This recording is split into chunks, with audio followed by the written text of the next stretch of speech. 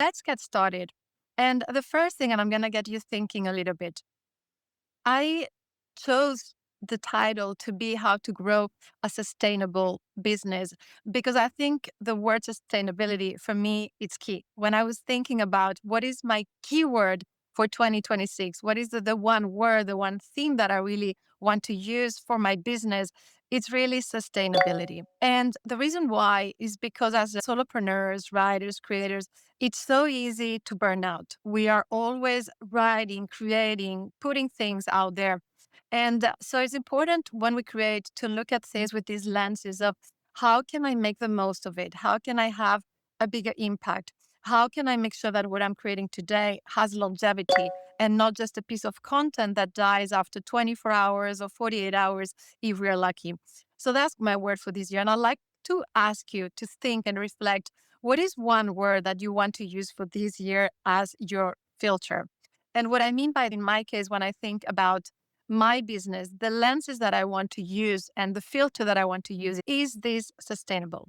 How can it be more sustainable? If I launch a book, for example, how can I maybe turn it into a keynote that I can sell to corporates or perhaps a course? So that's what I mean by ecosystem, is how you can have the different pieces of your digital world connect so that you can reach more people, you can make more money, you can make a bigger impact. So that's what I mean. And so for me, my word is sustainability. And the answer to that is that ecosystem. And so now instead of just about the mindset, and we could talk about so many things, right? But there are a few mental frameworks that really help me to move forward with my creative business.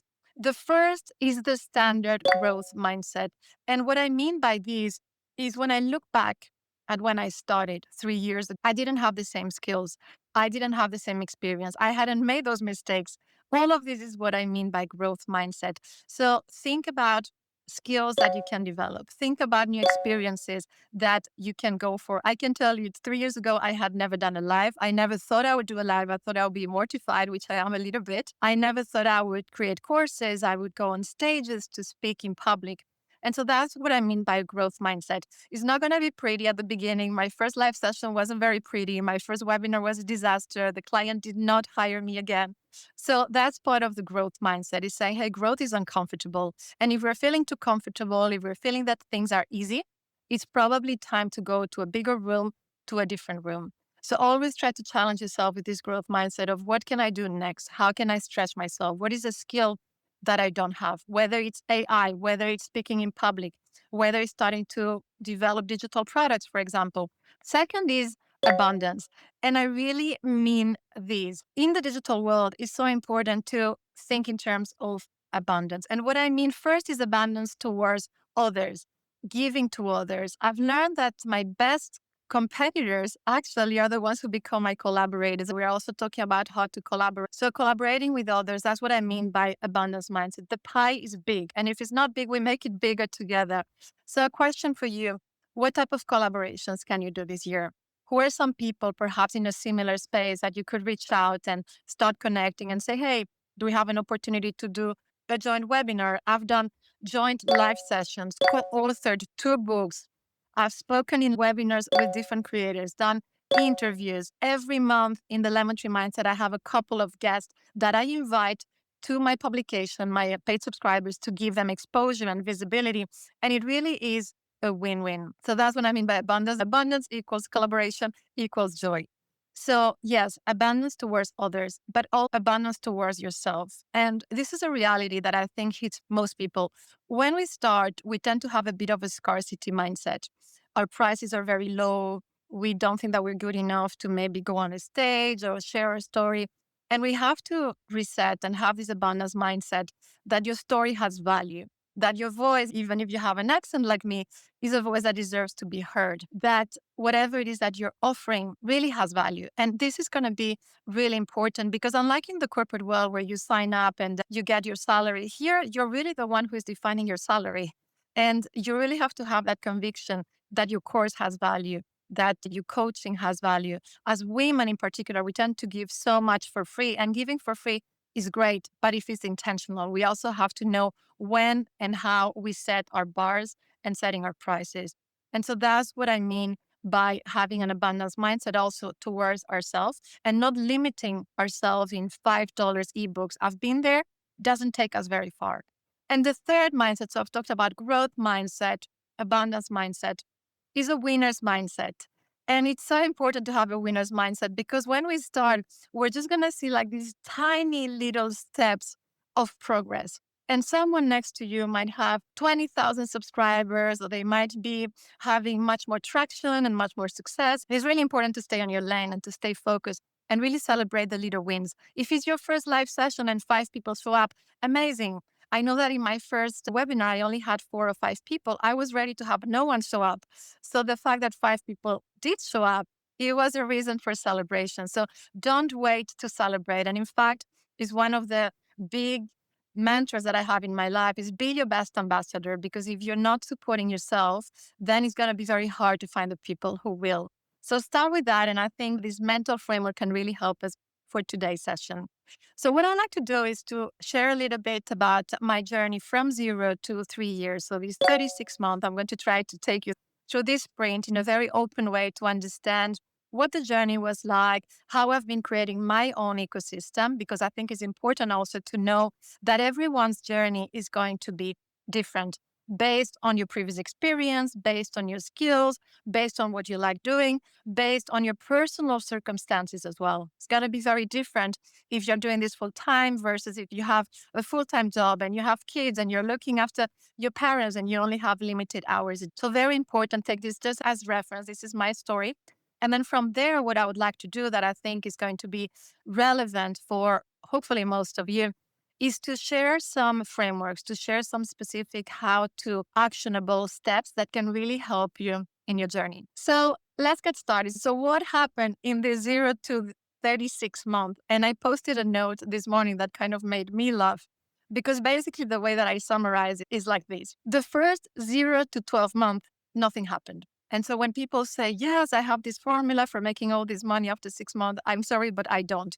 For me, 0 to 12, nothing really happened. I was trying to figure things out. I was trying to grow my community. I was trying to learn, develop new skills. So nothing happened. And I want to be very vulnerable here because it's important to know that for many people, you're not going to have this fast road to monetization. I think we have to be kind and graceful to ourselves, and it is a journey.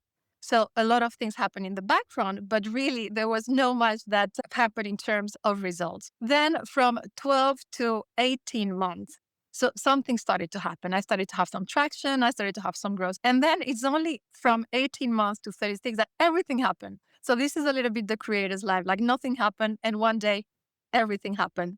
So what do I mean by this? And I'm going to go from the very beginning. So we're going to go back to February 2023. And I had been doing a little bit of writing on Medium for a couple of months, nothing much, a bit on LinkedIn. I decided to self-publish this, my first book. I had no idea what I was doing. I learned about self-publishing and I published this book. Didn't sell a lot of copies because I realized that I didn't have a community. So 1 week after I launched this book, you'll see that the name is exactly the same name as my Substack, The Lemon Tree Mindset. I realized that the most important piece for any creator is to have your own community strategy. So, depending on where you are in your journey, you might already have a strategy or you might not. Either way, I do suggest that it's important to zoom out a bit and think of what is your strategy and ask yourself very simple questions such as who are you writing for? What is your vision? Who do you want to help? And how are you going to help that person with that transformation? And these very simple questions actually were very difficult to answer. But once I realized that my goal was really to focus on helping people who were on a similar journey, who wanted to write books, who wanted to start online, who wanted to be a solopreneur, in my case, a mompreneur, then that gave me a very clear direction on where I wanted to go. So I think these questions can really help you as you continue to craft your digital business. And so in that second year, a lot of things started to happen. I started to grow very fast on Substack once I had this very clear vision. And once I changed the focus from I want to grow to I want to serve. If you change that mindset, it's amazing how much clarity you have because it's no longer about you or your metrics or your growth. It's about the other person and how you can help them, how you can really put yourself in their shoes and know what they need In fact, when I was developing the content for this session, I was really trying to put myself in the shoes of someone who is in that journey, perhaps starting the solopreneur journey, or maybe you're a year into it, you're feeling a bit stuck. And so I thought, what would this person need?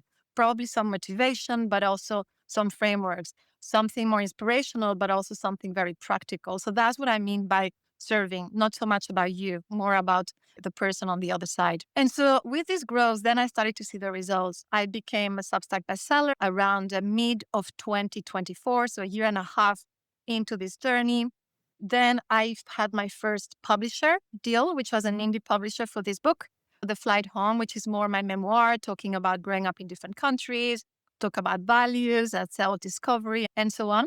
And so things started to happen. And that's when I realized that very often as creators, we focus so much on writing, but we have so much more opportunity to start looking bigger. And so I started also to speak on small podcasts. I started to pitch myself to different creators who had their own YouTube channels, colleagues or peers who were already having their podcast, for example. And that helped me reach newer communities, get exposure to different audiences, develop a new skill. Because as I was saying before, you can develop your own stack of skills, your own ecosystem of skills. And the more skills you have, the more you can leverage those for developing your business. So that was the second year, started to think bigger. And then what I realized as well is that when you already have a skill, you can think on how you can transfer it. So, for example, if you're already writing about a specific topic, you already have that skill, whether it's productivity, perhaps you're a guru of productivity, Notion, systems, and so on. You can then turn that into a coaching service, for example, which is what I did in my case for creators and solopreneurs. And so from only writing, I then went to, I'm also speaking and I'm also coaching. And so that's how slowly the business started. So, a question for you: what is a skill that you currently have that you can think on how you can transfer it to someone else? Not only through the writing, perhaps is starting to develop your own courses, maybe it's ebooks, perhaps is coaching. So think about skills that you already possess and what is a system that you could create to pass them to somebody else. So that was year two. It was really focusing on how to go more from a hobby to a business in a much more strategic way where the pieces start to connect. Substack was always the base of everything that I've been building. And one thing that's very important, I hear a lot of people focus so much on monetization on Substack and how to gain paid subscribers. And honestly, the most interesting and profitable part of Substack is actually the community. It's not so much about the paid aspect of it. It's great. It's a nice bonus. You have the monetization there. But once you have that community, it allows you to have future students for your courses, future clients for your coaching sessions, future members of your webinars. And that's where I think is really interesting. Again, zoom out a little bit. And instead of just having this tunnel vision of, I want to get paid subscribers on Substack, how can we think bigger and how can we start to create this ecosystem that goes beyond paid subscriptions so that we have different formats, we have different income streams, we even have passive, which is so important. So that was the year two for me. And then year three, which was 2025, that's when I say that everything happened. In reality, everything was happening in the background. But the reality is that very often, a lot of the things that you're working on, you're only going to see the results in perhaps a year or 2 years. And so if you're not seeing the results yet, please stick there because so many people quit before. And it's a little bit like investing. You're not going to see the results straight away. But if you keep going, chances are you will. So what happened in year three? So the very first thing that I'm super proud of is that I published my first book with a big five, with a Penguin Random House. And so that happened in early 2025. And so as an author, that really helped me take my author brand and my career to the next level. So that opened new opportunities like speaking in literary festivals. For example, I went to Singapore, I went to India, to Kerala, to a literary festival in the south. I also spoke at the Hong Kong Literary Festival. But what people don't see is that behind this book, I had already published 3 books. I had a lot of rejection. I had sent, I don't know how many pitches to publishers. So that's what I mean by in one day, everything happens. In the meantime, you've done all this work in the background. So that's in terms of authoring books. Then what I started doing this year as well, I started to think I have all this writing that is sitting there that dies after just a couple of days. What can I do about it?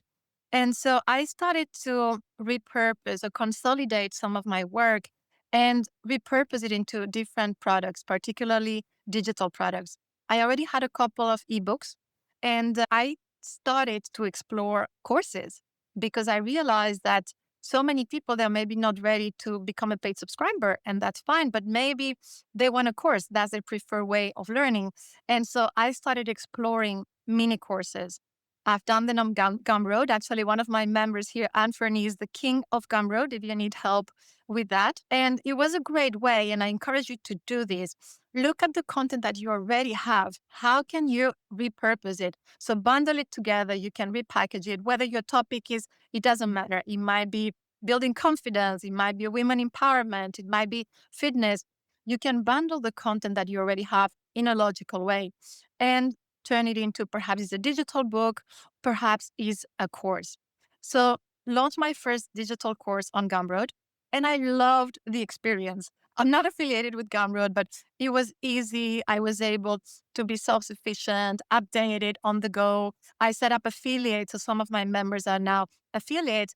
And it was amazing because I published this product that started to generate money while I was doing all the things. And so that was one of the things that I started doing is instead of just creating work in an active way, is also think, how can I invest in something that can continue to generate income while I'm doing something else? In fact, I like the experience so much that after my first digital course that is called How to Win on Substack, the results were pretty good. So I decided to do the same in Spanish. I have another Substack called, which is a translation for lemon in Spanish. So I did the Spanish course. Then I published a public speaking course on how to speak to. So that was my third course. And then I published a fourth course, which is to help people create their own digital courses. And so that's what I mean by scaling. Once I had a system that worked, once I knew how to do my courses, you can call them mini courses, it was much easier to replicate. And so think back to your content. If you're always talking about the same topics, there's a chance that instead of just publishing newsletters, you can be more strategic about it. You can see how those pieces of content connect and you can turn it into something else. Whether it's an ebook, whether it's a cohort, it might be a webinar. You have so many ways of repurposing what you are already doing. But it's very important to try to think in terms of longevity and my key word, sustainability, how to make your content more sustainable. This was year 3 in terms of what I've been doing as a creator, in terms of book publishing, in terms of creating digital products. I also launched my first cohort because, and this is very relevant for coaches, if you're already doing a lot of one-to-ones, you know how both rewarding but also time consuming and taxing it can be. And so again, in terms of sustainability, if you are doing one-to-ones and if you feel comfortable with that setting, you can explore the one-to-many. I found that it was an amazing experience. It was an amazing experience to help me scale in a way that still felt very comfortable. It was a very small group. We were only 5 creators as 5 members. So it doesn't have to be big.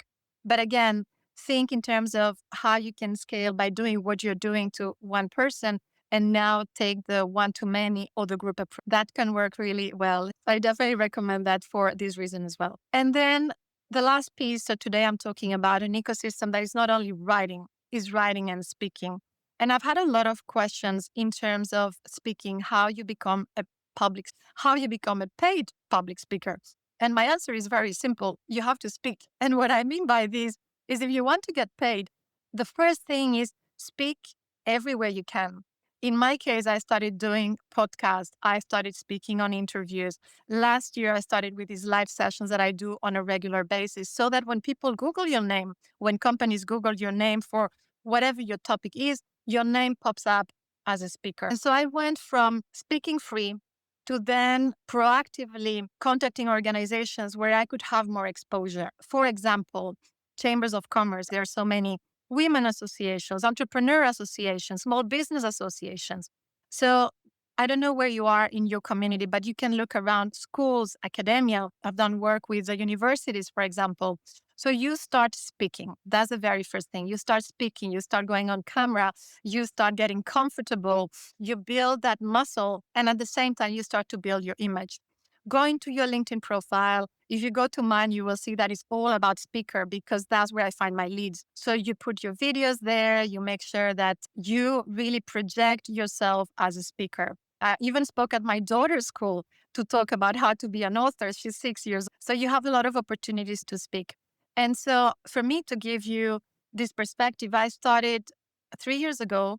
And in this period, I started from zero to then starting to do a lot of YouTube interviews, podcasts, live sessions, more in the creator space. Then it evolved into these associations, chambers of commerce, and so on. And now what I'm doing is actually charging for my public speaking. I do workshops for companies, I do webinars, both in Hong Kong, but also internationally. I traveled to Sydney last year to speak at an event for UBS. I traveled to China, to Shanghai to speak for a law firm. But it's been a journey, right? It's been a 3-year journey. And so, very important that you just start by taking the small steps and then you grow from there.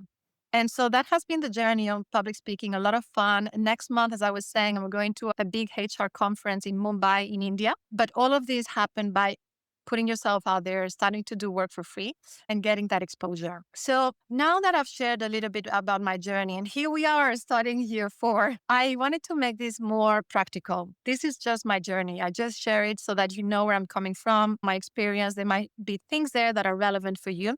But I did want to some specific tips that I think can help. The very first thing is that I'd like you to start thinking in terms of how to create systems. And this can be a bit overwhelming if you haven't thought of systems before, but I'm going to make this very granular with specific examples that can be relevant. One thing that has worked really well for me is serialization.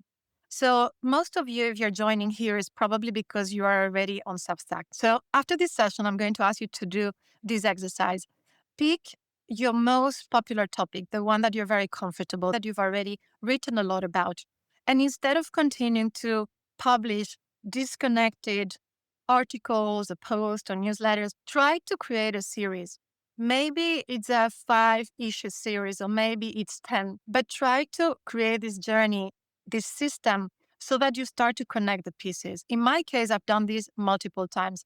I've done it on the topic of personal brand, for example. I created where I called a serialization of personal brand express.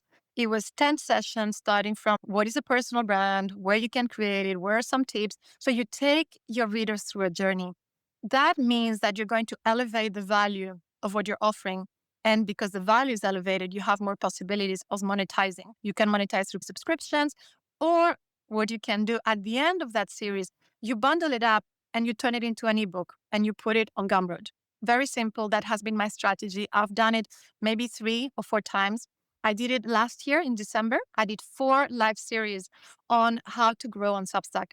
I went from organic growth strategies to monetization and so on. I had them weekly. And then what I did is I positioned them as a series so that they wouldn't live in isolation. And that helped me convert because a lot of my subscribers, they actually saw value in having this journey rather than having disconnected pieces all over the place. So serialization is a great way to create a system. You can also repurpose what you already have. If you already have, let's say, fiction, some people in my community are in fiction, you might bundle up 20 fiction stories and that could become an ebook. If you love collaboration, Magdalena was telling me, I would love to be the project manager for a co-authored book. Amazing. So that's something else that you can do. But try to think of how to repackage, repurpose what you already have and create that connection between the pieces because it's going to elevate the value of what you have, even if the content is the same. When I talk about systems, you can also think about frameworks. When you have your own frameworks, it's much easier to scale. What I mean by these is, for example, in my case, my digital courses. I mentioned that last year I published 4 in 6 months or less. The reason why I was able to do that is because I developed a simple framework that worked for me. It's usually 8 modules. I do a very simple introductory video, I have the lesson, and then I have a couple of exercises. Find a framework that is comfortable for you. Once you have it, it's easier to write books. It's easier to do live sessions like I have today. I have my little framework here, old school. It's easier to create your courses. So try to think simple systems that are repeatable and that you're going to be able to replicate. Number two, that has been very helpful for me is how you elevate your content. I talked about the starving artist mindset at the beginning, and I used to suffer from that a lot. So I went for ebooks that were very cheap, and I had cheap subscriptions and things like that. So what can you do to elevate the value of what you're creating and hence the prices? Let me give you a very simple example of how perception works. The same content that you might be publishing as an ebook probably has a value of around $5 to $9. If you look on Amazon, that's pretty much the standard for ebooks, very often less. Now, if that same content is published and presented as a digital course, all of a sudden, chances are for the same content that is a little bit more polished, perhaps you have videos or exercises. Now, as a course, as a mini course, mine are, for example, $88. So you start to see how you start to elevate and how you're able to multiply the earnings simply by changing the format. You can also think in terms of elevating who your audience is. What I have found is that many creators focus a lot on the B2C, on the consumer side of things, and I do that as well. However, if you're able to repurpose what you already have and sell it to corporates, then all of a sudden, instead of doing a webinar where you might be charging $47 per individual, you can actually sell it to a corporate for 3,000 or 5,000 US dollars, because these are pretty standard rates in the corporate world, depending on where you are, depending on the industry. But can you elevate your offer by going from B2C to B? Or what you can do as well in terms of elevating, let's say that you're a coach and you're already offering one-to-one coaching services. You can go and then offer a package that is much more premium. Perhaps in that package, you have calls, but you also might have an auditing of whatever your client is focusing on. And so all of a sudden, instead of selling one session that might be 100 US dollars, you're talking about a 4-digit package. So this is what I mean by elevating your offer. How to go from very cheap products to more high value, high end products. So, how you can elevate by creating these products that have a higher perceived value, but also the type of clients that you're focusing on. Another way of doing so is you can focus specifically, for example, on founders or CEOs. One of my clients, Michael Lim, who is a very successful solopreneur, he focuses on very successful, high net worth individuals who come from the corporate world, C-level executives, and they want to start their own solopreneur journey. So these are people that are much more likely to go for this high value. So that's the second one. I talked about system. I talked about how to elevate your offer, how to elevate your content, how to curate what you already have. And then the last piece, I've already talked about it, but I did want to emphasize the importance of speaking. I know that speaking is very daunting for many. I'm an introvert and I very often talk about how there's these misperceptions, whether you have an accent, whatever your situation is. I do believe that everyone has an opportunity to go and share their stories. And so you can start very small. You don't have to go straight for the big stage with 500 people. Start with a partner. Go with someone that you trust. The very first person that I went on a podcast was actually a peer from LinkedIn. And it was incredible because I trusted her and I told her that I was very nervous. And she said, "Look, Veronica, it doesn't have to be perfect." And so every time now I'm about to start a live session or a podcast or even go to a big stage, that's what I tell myself. It doesn't have to be perfect. I do encourage you to use the power of public speaking because it is going to allow you to reach new audiences, to have a new format. Even if you want to continue to develop your ecosystem, it can help you with hosting webinars, hosting cohorts, doing live sessions. And then from there, you can start seeing how you can turn that into your own offer and monetize it and have keynotes and workshops and things like these. So with these 3 tips from today, I talked about them and how to start to be more strategic about your content. I talked about how to elevate it and let's get rid of these starving artist mindset, increase your prices, start to create products that have more value. And the last piece is the power of speaking. So from today, if you need a little nudge, just send me a message like, hey, Veronica, I'm terrified. Tell me something to get on stage. I'm happy to support you. So this is in terms of very actionable and practical things. So we've talked about the journey of a solopreneur starting from 0 to 3 years and what that journey was like. I talked about the mindset. Remember, a growth mindset, always develop new skills, always try new things.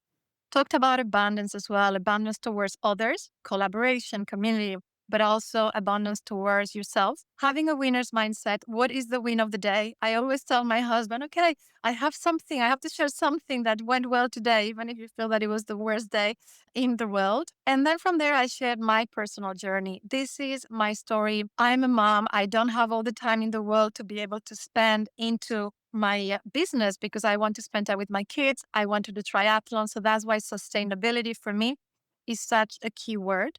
So think about your word and how you're going to use these as lenses, as your compass, as you keep continuing developing your ecosystem. And last, I gave you some very actionable tips that I hope will help you in your journey as a creator, as a solopreneur, as a creator. Feel free to check out all the resources in the Lemon Tree Mindset. I have a chat that's very active. One thing, I've had a lot of questions about public speaking. For those of you who are interested, I do have my course, Speak to Scale, that is really to help you incorporate public speaking into your strategy. Thank you so much for being here. If you can put a little heart, if you want to say bye bye. Thank you so much and have a great day or night. Bye.